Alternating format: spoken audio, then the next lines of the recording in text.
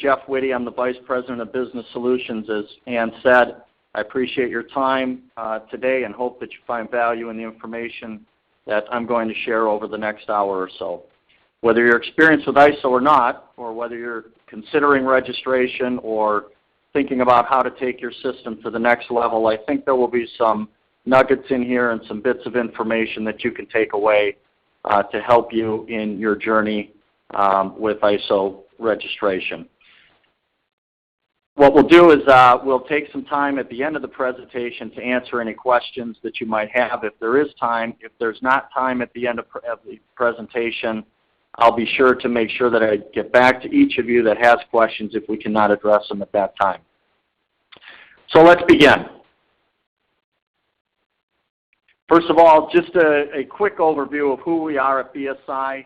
First of all, we were founded in 1901, and we are a global company of over 5,000 people, supported by over 10,000 industry experts. As you could figure, we're over 100 years of experience across almost every sector, specializing and focused on standards, training, certification, and GRC. Our credo at BSI, which is one of the things we pass on or try to pass on to our customers and our partners, is we want to make excellence a habit, not only in ourselves, but in the companies that we work with. And that's one of the reasons that we hold webinars like this, is to pass on information that will hopefully help your organization move closer to excellence. We're valued and appreciated by our clients, where our assessors score 9.25 out of 10 on a global satisfaction index. So we try to enable organizations in three ways: create competitive advantage through improved performance, which is what ISO 9001 is all about; create value through sustainable business practices; and minimize disruption through effective risk management. If you look quickly, these are some of the performance, sustainability, and risk products and services that we provide. And at the end of the day, people partner with BSI because they trust us for these various reasons listed here: complete, industry thought leaders, committed, and again, our credo of making excellence a habit. So that's a little bit about us. Again, I've been with the organization for 13 years, and still am excited every day to see how we are moving forward as an organization and how companies are continuing to join us on their management systems journeys, whatever products and services that might entail. So let's dig in. Talk about quality management, ISO 9001. At the beginning, I mentioned that there are various levels of organizations on this call. Some of you are very experienced with ISO and ISO 9001 in particular. Others, maybe not so much. Maybe you're considering registration as a goal for your organization. Maybe some of you have been registered for 15, 20 years now, and you're saying, what can we do to take our system to the next level? And we're going to talk about each of those situations throughout the next hour. So what is it, first of all, for those who are not familiar with it or as familiar with it as others? It is the world's most established management system framework. Currently, there are nearly 1 million organizations in 170 countries that have implemented, certified, and have recognized the benefits of ISO 9001. If you would have asked me 13 years ago that this standard would continue to be growing at the rate that it's growing worldwide, currently I would have said no way. But on a daily basis, we see companies coming to BSI and other certification bodies looking for registration for the first time, particularly to ISO 9001. It is still the most popular standard in the world. It sets the standard not just for quality management systems, but management systems in general. And it's helping all kinds of organizations to meet their strategic objectives and succeed through improved customer satisfaction and staff motivation. And that's really one of the things that will be woven throughout this presentation, is the philosophy of customer satisfaction. The standard is all about customer satisfaction, so we're going to be hitting that quite frequently throughout this presentation. So 9001 is a common sense management system that focuses on organizations to help them with their consistency, reliability, and improving the way that they operate. It provides a framework for an organization to operate within, not how to operate. And that's generally a misperception that we deal with on a regular basis, is that companies feel, okay, this standard that I have to implement or I have to get registered to in order to compete in the marketplace is going to tell me how to run my business. And that's not true. It simply provides a framework and helps you organize your business processes and practices within that framework. Now, whether you are aware or not, ISO 9001-2008, which is the current version of ISO 9001, is actually part of a family of standards, okay? And I always encourage organizations to, when they order the standard, get the whole family, okay? Get all three of them. One of them being the fundamentals and vocabulary, because that is going to help you understand the terminology and the purpose of the verbiage in the standard. The one that is obviously most familiar to most people is 9001-2008. This sets out the criteria that you will need to meet if you wish to operate in accordance with the standard and gain registration. So a certificate of registration would be to 9001-2008. Now, there's another standard out there that a lot of people are not aware of, and this is for those organizations that maybe have been registered for a long time and are saying, how do we go to the next level? I'd encourage you to look closely at 9004, because this was specifically written to take companies beyond registration, okay? It takes into account the need, not only the needs of the customer, but all interested parties within an organization and with whom an organization deals with on a regular basis. So this is a great standard if you're looking to say, what can we do more beyond the 9001-2008. So who is ISO 9001 for? Well, it's really for any organization in any sector who wishes to formalize the way in which their organization operates. Any organization who is looking to improve the way it is managed, and any size organization. We're seeing organizations on a regular basis from one person, to 50,000 people, employees. So it really knows no boundaries in terms of the size of an organization. And as we'll talk about with the latest revision that's coming out next year, we'll see that it's starting to encompass more and more service companies, which is really exciting for companies like BSI and the growth of the standard to see how it is moving into other types of industries and organizations. The best returns on investment from being registered come from companies prepared to implement it throughout the entire organization, rather than maybe certifying or getting registered particular sites, departments, or divisions. So that's generally who ISO 9000 is applicable to. Essentially, to wrap that slide up, it's any organization, okay? And we're seeing that on a regular basis. Why would a company introduce it? And this can also be applicable to organizations that maybe you're already registered and you're saying, what else can we do with this, okay? Maybe you're an organization that had to get registered because you have a certain customer that was demanding it. Maybe you had to get registered in order to be competitive in your market space.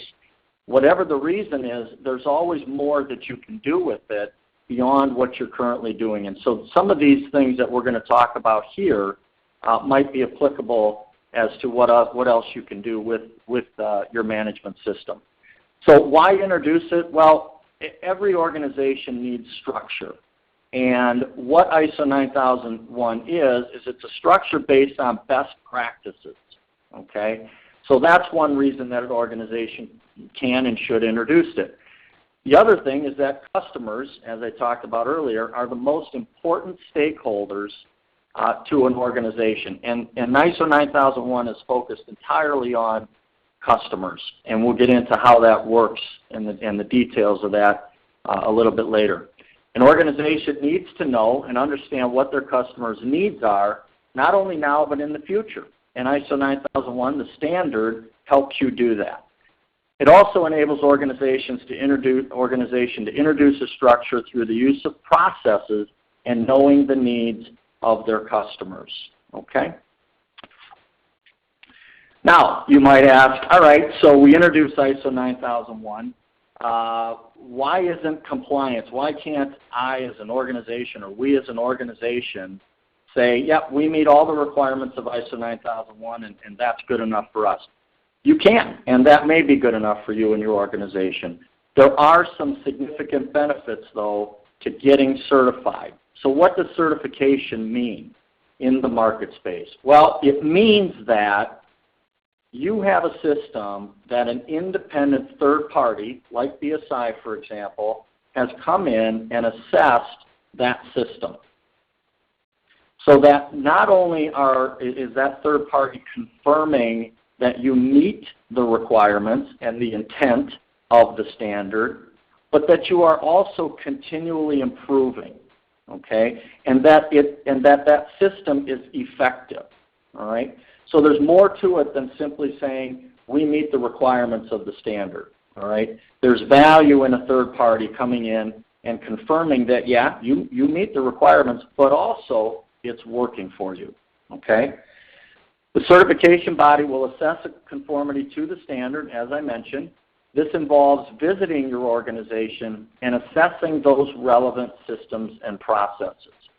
Maintaining that certification over a 3-year cycle, certificates are issued for 3 years, means that annually or semi-annually there are surveillance visits that take place to ensure that you're continuing to meet the requirements. And then every 3 year is what we call a reassessment in order to issue the next 3-year certificate.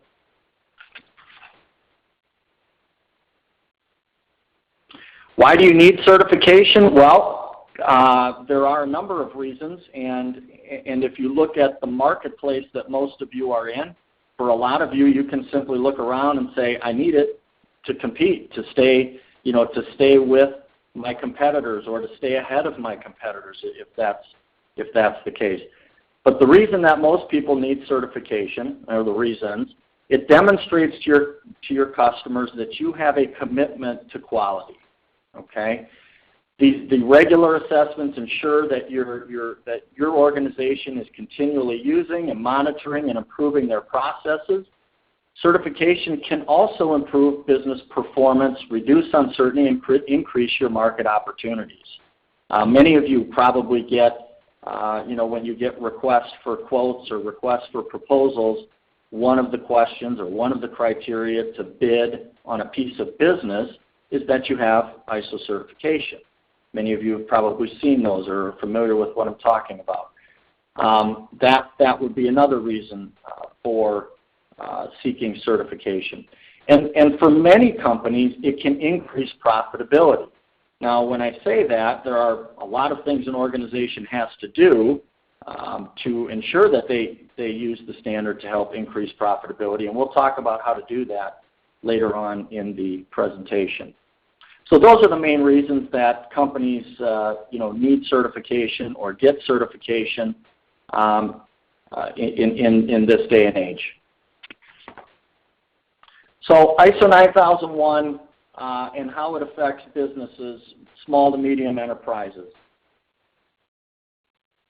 If we look at this list, I'm not going to read through every one of these. You can read through them yourself as well. But one of the things in my years of experience, there are a couple things in here that I always hear from our clients when we visit with them. One of them is that it's helped them reduce costs because it's removed inefficiencies and it's helped the organization streamline their processes. That is one of the most relevant things that companies talk about on a day-to-day basis when we're out in front of them talking to them about the value that they're receiving from their certification. It also helps focus what a lot of companies are experiencing today with limited resources and helping them to meet their strategic and customer objectives, okay? 9001 is not about drowning in irrelevant manuals. I always tell organizations, keep it simple, keep it usable. I've been in organizations where they have, huge binders that make up their documentation, and those binders end up holding open doors or as paperweights on their desk. That is not the intent of the standard. It's meant to be relevant, it's meant to be simple, and it's meant to be, at the end of the day, usable for the organization, okay? You can talk about ROI. That's going to be different for every organization depending upon, the investment that you make into the management system. I think at this day and age, it's important to ask yourself not whether we can afford to be ISO 9001 certified or ISO certified to maybe another standard. It's can we afford not to be? Can we afford not to implement it at least, and then decide from there whether we want to get certified?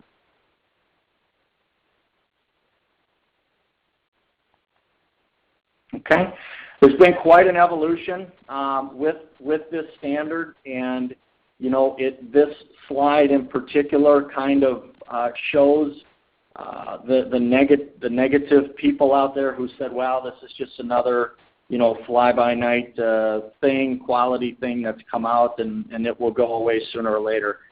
I think that this here shows that this standard and this management system is here to stay. Because one of the things that happens, as you'll notice here, whether it's the 87 version, 94, 2000, 2008, and now next year 2015, this is becoming more and more relevant to businesses globally, size, industry, it doesn't matter. And that's why the growth of this standard continues to go up, okay? So this is really cool. We'll talk about the update coming, the revision coming next year at the end of this presentation. But I think you would agree as you look at this, this is something that's here to stay. So what are the benefits? And I always talk to organizations that if you are already registered and have been registered maybe for a while to 9001, you should be seeing these benefits. Generally, if companies are not seeing the benefits that we're going to talk about here, it's because of one of three reasons. One, they're not properly trained, okay? Your internal audits are the heartbeat of your management system and the strength of it and the ROI that you're going to get out of it. And if you're not getting good, solid ROI and benefits out of your system, I'd first challenge you to take a look at the training provided to your internal auditors or even your lead auditors if you have trained up lead auditors. Is it relevant? When was the last time they were trained? Are your internal audits robust? That's where you're going to really see the benefits of this management system for your organization. BSI certification bodies, we come in once a year, okay? There's really in that time frame only so much that we can do to help your organization, in terms of identifying gaps within your system and where your strengths and weaknesses lie. It's really in those internal audits that you're going to get those benefits. The other reason that companies don't see benefits is they don't have that top management commitment, okay? Maybe management has said this is something we have to do and not something we want to do. And when you're doing it because you have to do it, not because you're wanting to do it, you're doing it partly for the right reason, but you're not going to maximize the benefits you can realize from it, okay? So those are two of the main reasons that companies don't see the benefits from it. And the third reason, which connects to management commitment, is the entire organization has not bought into it, okay? And that would be the third reason that companies don't realize. So you should be seeing a number of benefits if you are registered. If you're not registered yet, you're thinking about it, then these are some of the things that you should realize throughout this journey. First of all, strategic benefits. Having a management system that uses 9000 means that there can be the right controls in place to deal with the level of the risks in the organization. It ensures that senior management takes a strategic approach to the system, okay? And by organizing the processes and the practices from a strategic stance, it means that they're aligned with the objectives of the organization, and therefore you can, as an organization, anticipate market trends, for example. You can understand your customer demands, and that, at the end of the day, helps you, gives you, hopefully, a competitive advantage. So there's certainly strategic benefits tied to this. There's managerial benefits. Whether you use it as a standalone framework, or maybe you use ISO 9001 as in conjunction with other tools, business tools that are out there. This can help managers within an organization improve the performance of maybe your competitors who are not registered, okay? So not only does it provide a structure, but it can also encourage companies to introduce measurement tools so that people within the organization can tangibly see how to best manage the business and the risks of the business. For obvious reasons, there are many marketing advantages to this. Generally, we talk to organizations, they're getting it in order to stay ahead of competition, to stay with the competition, to market it in their industry as being unique or as being something that they were the first to do in their industry, whatever the case might be. There are a number of marketing reasons, monetary reasons that companies pursue or that realize the benefits of that certification. Financial benefits, as I mentioned earlier, there's plenty of research out there, and we're going to talk about a Harvard study later on. There's plenty of research out there that shows tangible financial benefits to organizations, a real return on investment, increased stock and share prices, higher return on assets, greater profitability. Some of these economic advantages are also achieved through operational improvements, which increase sales growth and can drive costs down. And that's really powerful stuff to say that there's a financial benefit to this to an organization. And you'll see that later on, the financial benefits over a 3, 6, 9-year cycle, whatever it might be, far outweighs the cost of maintaining the certification and even getting the certification. Okay? Touched on operational benefits. Again, the standard focuses on the process approach, and at the end of the day, that should be bringing about consistency, traceability, which then provides better quality products and services and reduces waste. Those are the great things that organizations are realizing in terms of benefits. And then finally, you've got the, well, not finally, but most importantly, you've got the customer, okay? Meeting the customer's requirements. This is achieved by having a clear understanding of their needs, okay? And having competent people deliver to those needs. All right. So what are the drivers for 9001?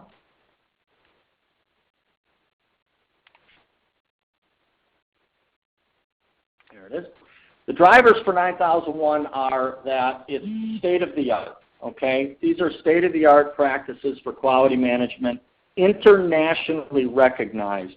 You know, every country around the world, for the most part, has national standards that are recognized nationally.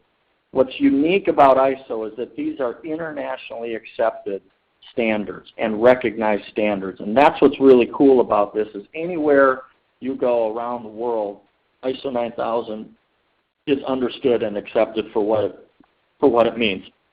It helps provide a common language for dealing with customers and suppliers worldwide.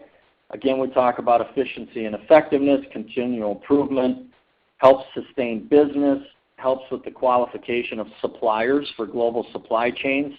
You know, we see that every day where people build into their qualification set for their supplier base, that they have some sort of certification in place from a recognized, accredited certification body, okay?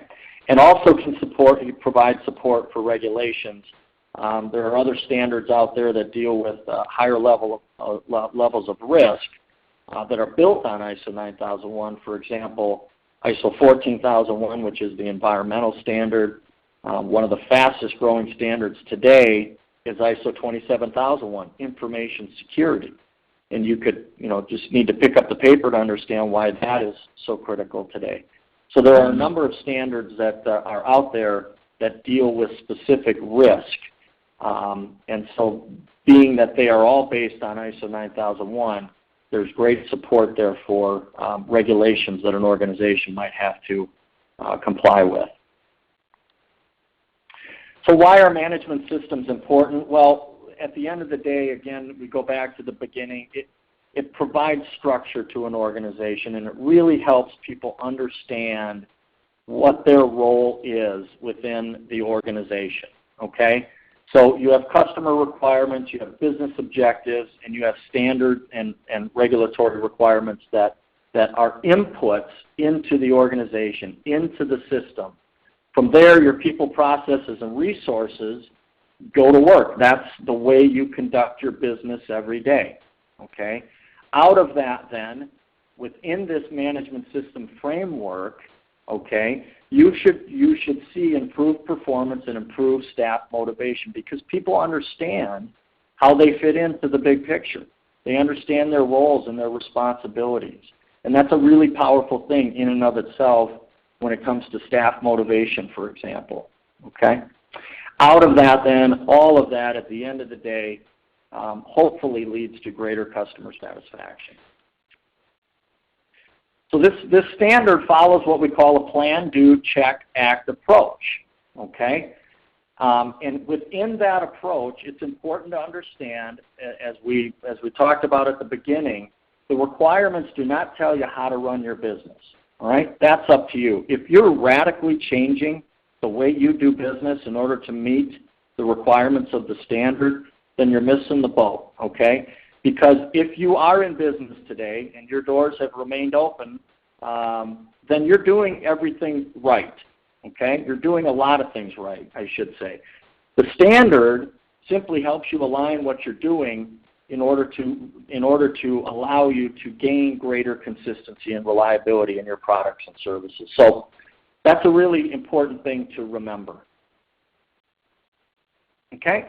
So here's the plan, do, check, act at work. All right? The planning at the top here, done by management. It's management responsibility in the 2015 revision. The next revision of the standard, there's even more emphasis on management and their responsibility and their role. So if you're taking some of this information back to your company or you're going to be talking to people about this, it's really important to understand the role and responsibility of management. And so the planning involves management and resource management. The do, okay? The do is covered by product realization. We're following your planning instructions that are received from customer, and customer services and products are provided. Check. Before, during, after. Measurements are taken, products and services supplied, customer satisfaction, internal audits, nonconformities. These are all ways that you should be and outcomes of the check part of the plan, do, check, act process. Okay? And then finally the act. And this is oftentimes the most difficult part for organizations because acting usually means resources, right? Money, time, people, energy, whatever the case might be. To act on the check is oftentimes the hardest part, okay? And this is where the will comes in, that we will and we are committed to seeing this process through in our organization.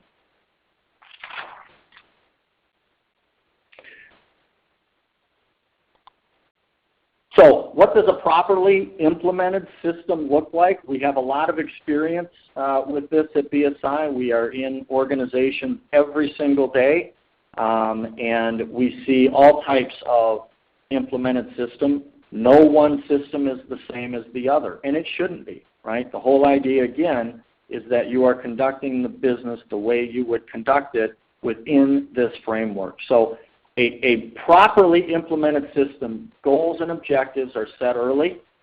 Project management is in place. Plans are developed and reviewed. You've got reasonable timelines are established. Progress is measured against time and money. Teams are in place with the right skills and the right training for the job. This is where people will say, well, yeah, I can be an internal auditor. I'll just go through this checklist. And, you know, who needs training for that? Well, you could do that, but that's not what a strong, implemented, robust system would look like. Those people would be properly trained. The system is able to adapt and overcome. So let me go back and dive deeper into what this means. Goals and objectives. You have to understand as an organization, what do you want to get out of this? Okay? One of the questions I always ask with a company that we might be meeting with for the first time that's pursuing certification is, what do you want to get out of this? Do you simply want a piece of paper on the wall that says that you're certified and registered? That's fine. Okay. Are you doing it to improve the organization, the effectiveness and efficiencies in the organization? Are you doing it to meet a customer demand or to stay competitive? There's all kinds of reasons for getting certified. We touched on that earlier. That's the most important thing, is that the goal of this is understood and the objectives are set early. Why are we doing this? Proper project management, okay? Can't emphasize this enough. And this could be applicable if you are currently 9001 and you're looking to upgrade maybe to another standard. If you're an aerospace supplier or automobile supplier, medical supplier, and you need to upgrade to, you know, the standards that those industries require, project management is critical. Efficient internal communications to the organization. Why are we doing this? Okay? What's the purpose of it? It's going to expedite the process for you as an organization if you communicate openly with the employees. Many organizations are not used to operating with the degree of formality that 9001 requires, and it creates a need to drive sometimes a cultural evolution, right? Maybe some of you are nodding your head. You had to go through that, right? That's important. Once employees see the merits of the system, okay, and again, this starts with top management, the buy-in across the organization increases and the effectiveness of the system increases. Setting reasonable timelines. Any implementation that expects to get this implemented up and running and efficient and effective in 60 days is akin to a disaster, okay? And it's generally for disingenuous reasons that they want to implement it so quickly. So I would make sure that you have reasonable timelines established. We can talk about that in terms of timelines later in this presentation. Planning, proper plan facilitates minimum implementation costs. Generally what happens is when a company rushes to do this, they throw a certain amount of money at it to get it done quickly, but if it's not done correctly, or if it's not implemented correctly and it's not working effectively, you end up throwing good money after bad, okay?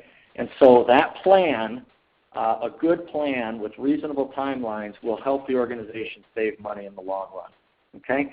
And then can you overcome and adapt? And this goes back to the commitment. There are always in the business world on a day-to-day basis plenty of diversions and reasons to stop implementation or to stop what you're doing or to quit or to delay it. You could have a bad financial quarter.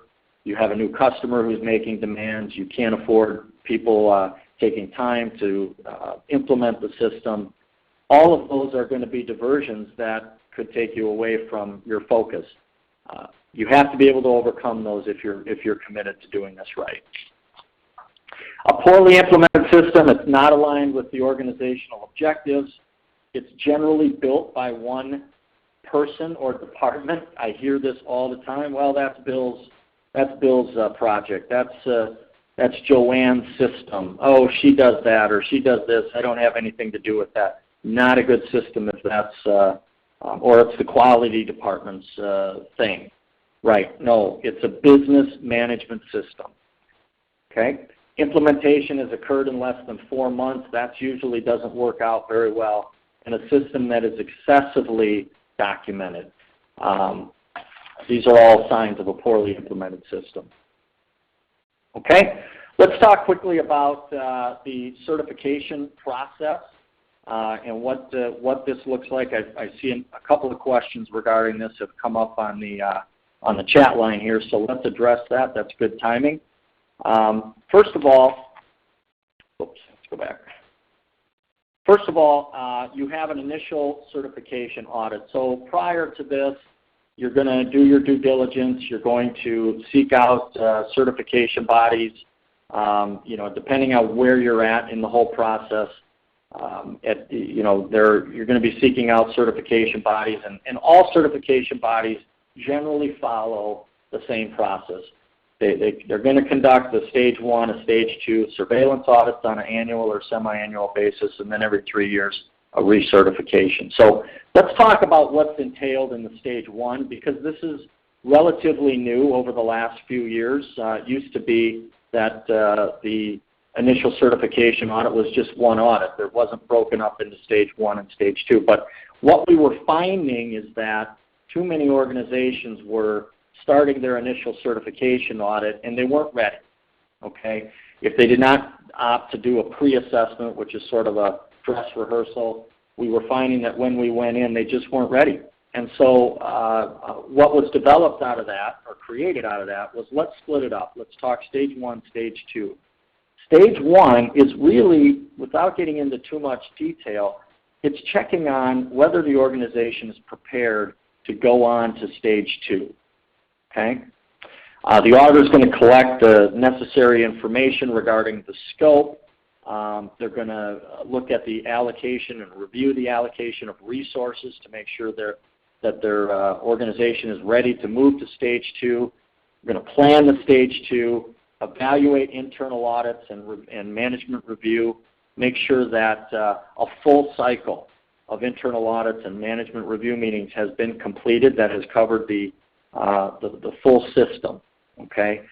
Assuming that everything is ready to go and the organization's ready to move to stage 2, stage 2 is really where the certification body is coming in to evaluate the implementation and the effectiveness.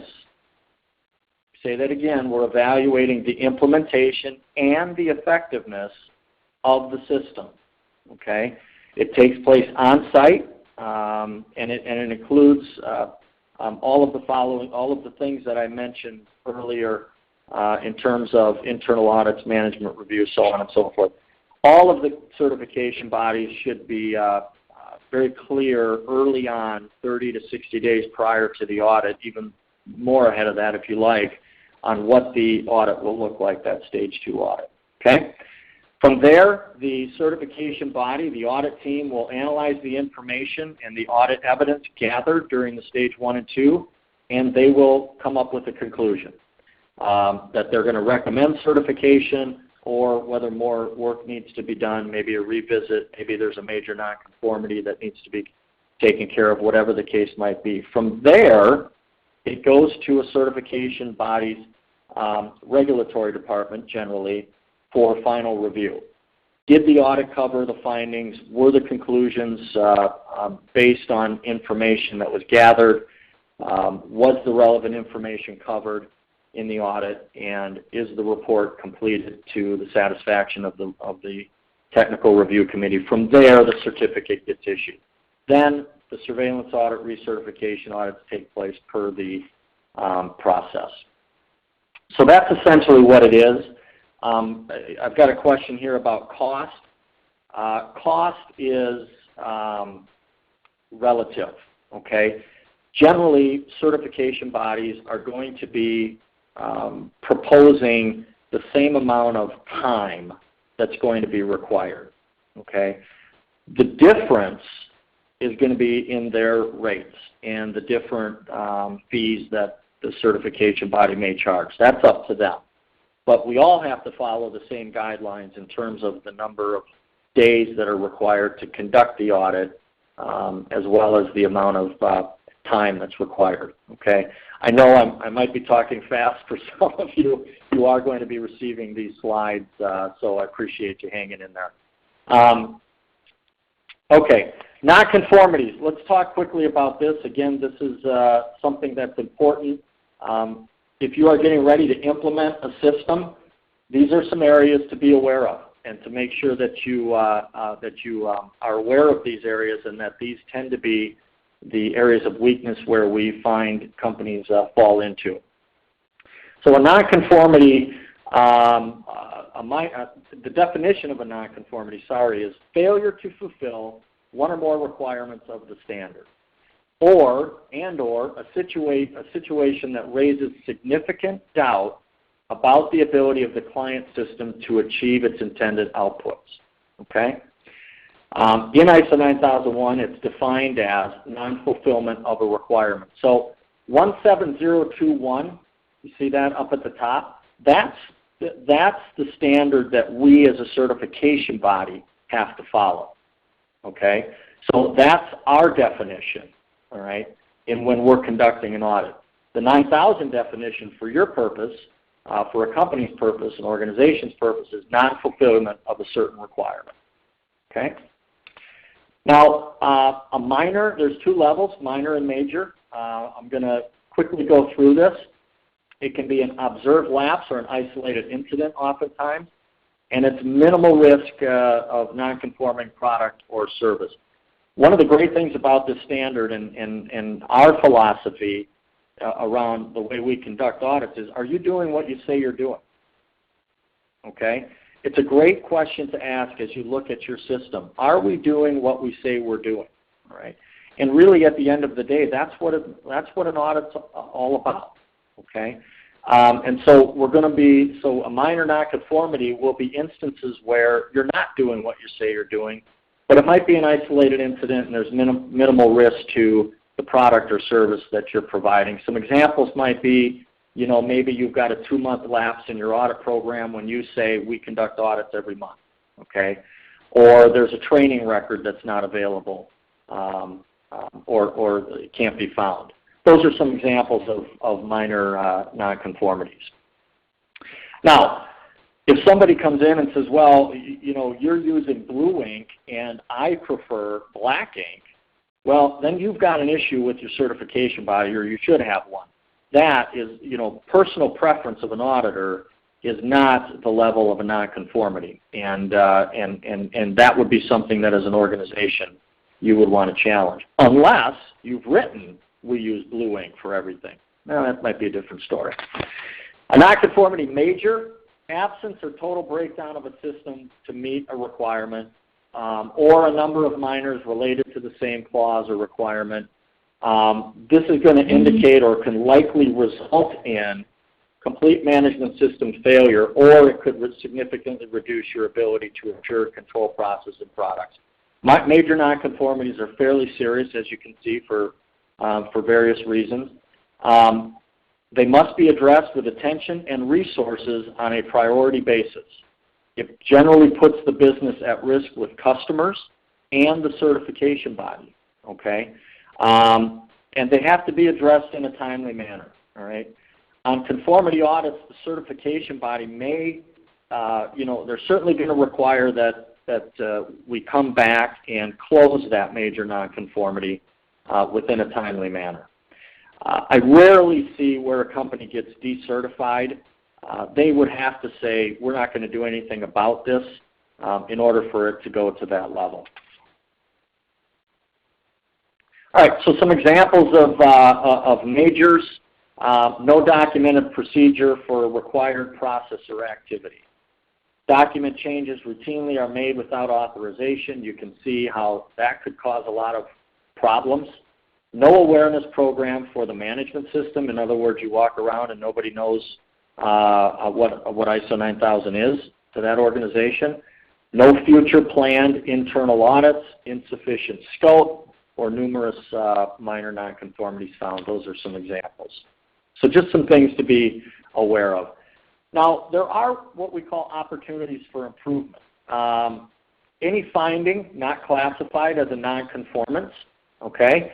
Any negative finding of a potential nonconformity will be classified or can be classified as an opportunity.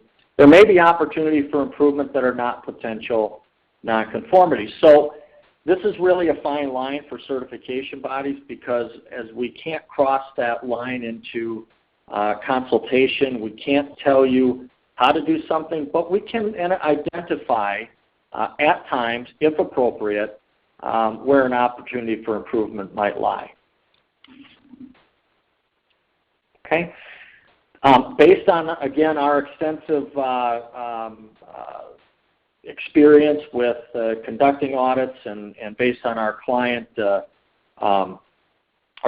base, we found the top five minor nonconformities by clause here below. And you can see that 4.2.3 is the largest one.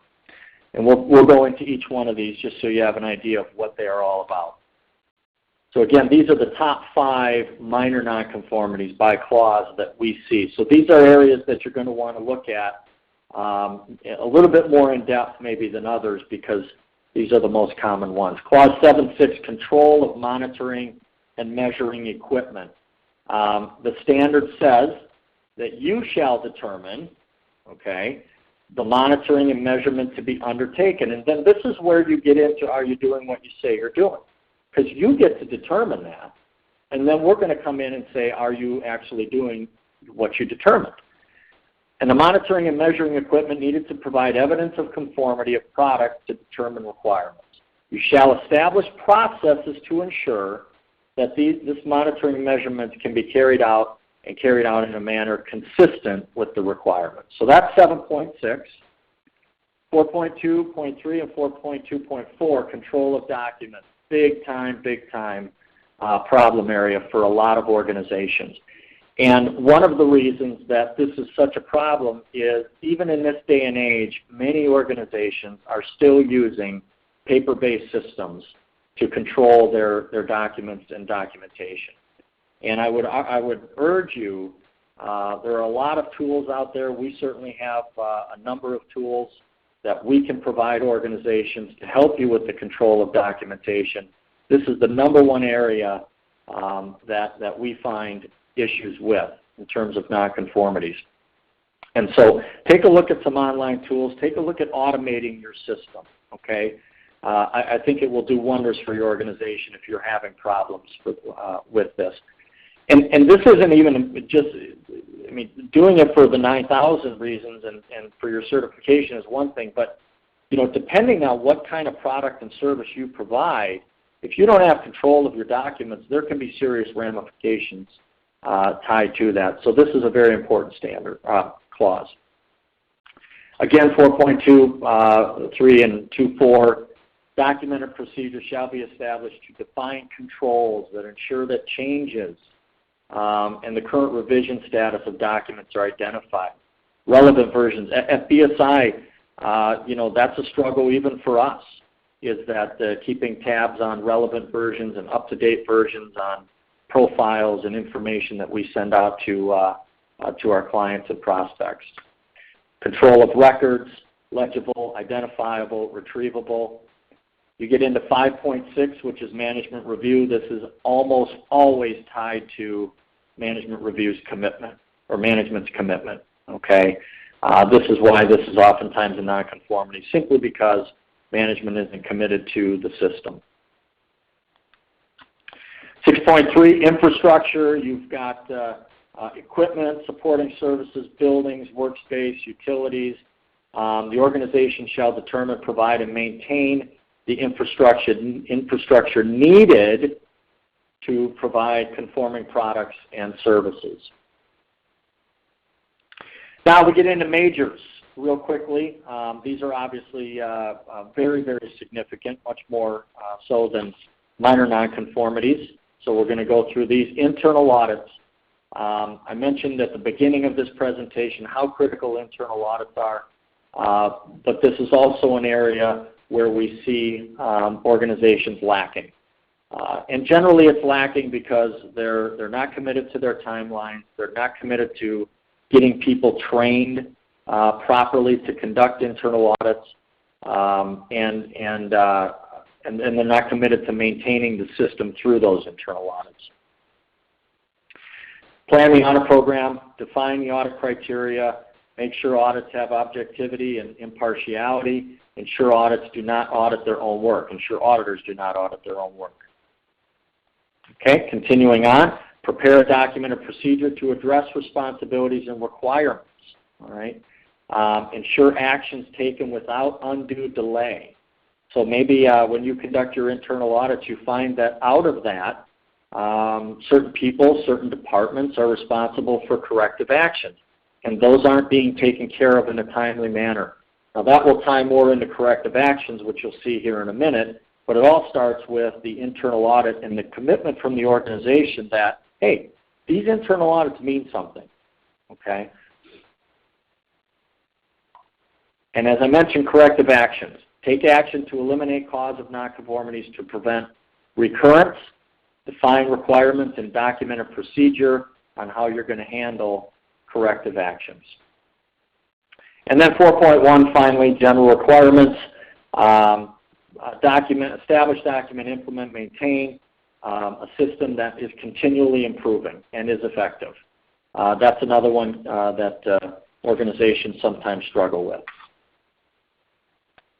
All right, I've seen a few questions on impact on P&L. First of all, there's a couple of misconceptions out there. One is that 9001 delivers little value. I would say that's true if the organization is not committed to getting value out of it, okay? So really the value proposition is dependent upon each individual organization. And secondly, that it costs a lot to implement. Back in the day when I first started, absolutely, okay? But as the years have gone by, the cost of implementing 9001 in particular and other standards has significantly decreased. And that's really what an open market system provides, is competition, and competition has driven down costs to the point where most companies today, as we mentioned earlier, can't afford to not have ISO. Okay? So if you look at some of the expenses potentially associated with this implementation, for example, you have to consider training and you have to consider the labor involved with the implementation. How many people are you taking from maybe their day-to-day job to participate in the implementation of the standard or the maintenance of the standard ongoing? Post-registration, what are the ongoing costs for registration? Well, they can run generally from $3K a year to over $500,000 a year. We have clients that's their associated costs to maintain their certification. Now, obviously, those are our largest clients with the highest risk standards, but you can see the variance there. And the costs are associated with that, surveillance audit that's conducted every year, and then maybe any annual costs that certain certification bodies might apply to the registration. So those are some things to think about. We can certainly help you with the cost analysis if you'd like at any point where you're at in the process. Does it work? Absolutely. We have research that says, you can see here, 64% saw a reduction in defect rate after registration, 56% saw a reduction in the cost of quality. Now, how much of that is going to vary, but I think those are some pretty powerful numbers. In terms of our own client base, these are some of the cost savings that our clients realized. Remember that there are both direct and indirect labor costs that can be realized here as well. So some other statistics for you to gnaw on. This one might be a little bit hard to see, but when you get the slides, you can take a look at it in more detail. But we go back to those proven benefits. We saw there's some actual statistics here that we've provided based on our research of our client base of numbers that were realized in the sales and marketing realm, services, product development, operations, finance, and management. You'll be able to see those more clearly when you receive the slides. Okay, so how does performance of companies, I mentioned that Harvard Business School research. This was a great paper and has become a great tool, marketing tool for the adoption of ISO 9001 for companies.